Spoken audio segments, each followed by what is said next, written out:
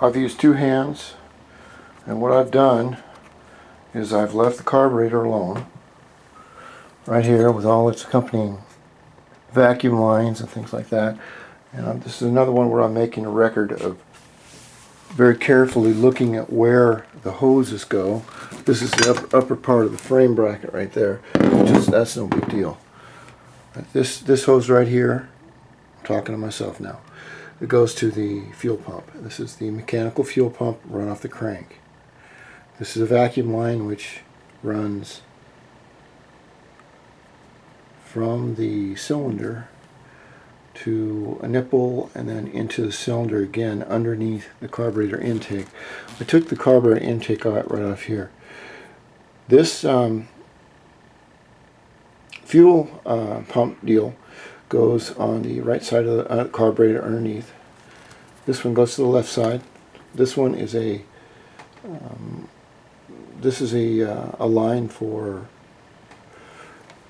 a vacuum line which comes off the intake, which goes onto the carb somewhere.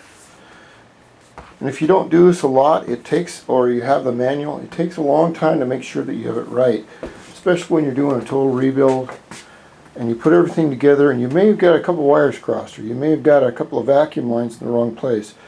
Maybe you don't, but it doesn't work right, and you're second guessing yourself. So to save a lot of time and hassle, it's very good to do it this way. This is a ground strap off the carburetor loom right here. Then again, I'm making this so I can show where I put it. It connects right to there. Here is our sensing solenoid for the heater. That goes right. Where did I put it? Oh, no, that's to the coil. Now there's another line that came off here. Where the hell did it go to? Oh, it's right here. Oh, this right here. This is a sensor coil, which goes right there, right here, and right there. And of course the engine is on its kickstand, and I can see a lot of grease and oil underneath it. It's either been leaking or, well, something's been leaking for one reason or another. My next step will be to take off the rear clutch bell, which is right here, and I'll take off the rear pulley. I'll take off the shock,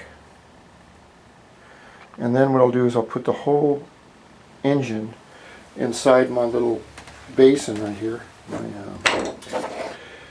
cleaner basin.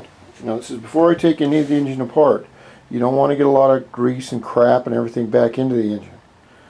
Best thing to do, especially after 28,000 miles, is to clean the engine off as best you can using, I like to use this stuff, like I said, Simple Green, or this is blue degreaser.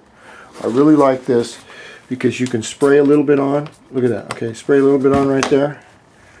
Wait a second and watch this. Alright, that's how good that works. Now you try it without it, and you got to take some stuff off. Nothing. Spray a little bit on. It's non-toxic. It's got something that breaks down the grease molecules or something. You just go like that, and it's clean. And what I'll use is,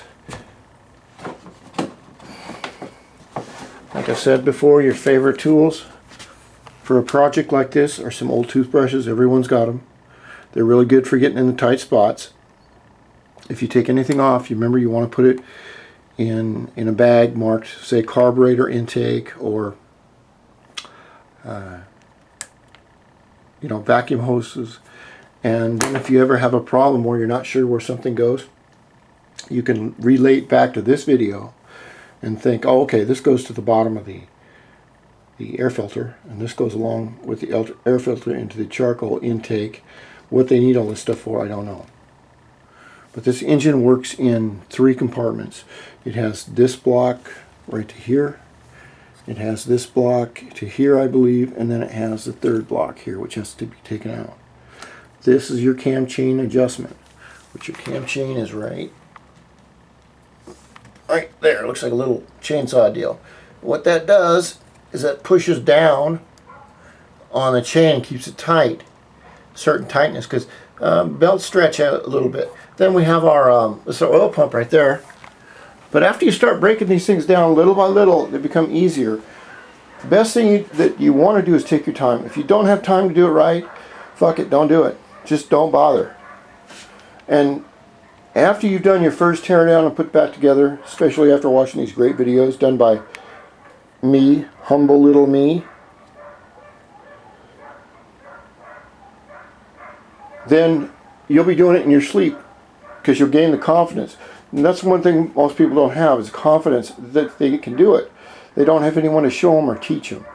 So that's what I'm going to do. So come along with this journey on me, on this Honda Ruckus rebuild.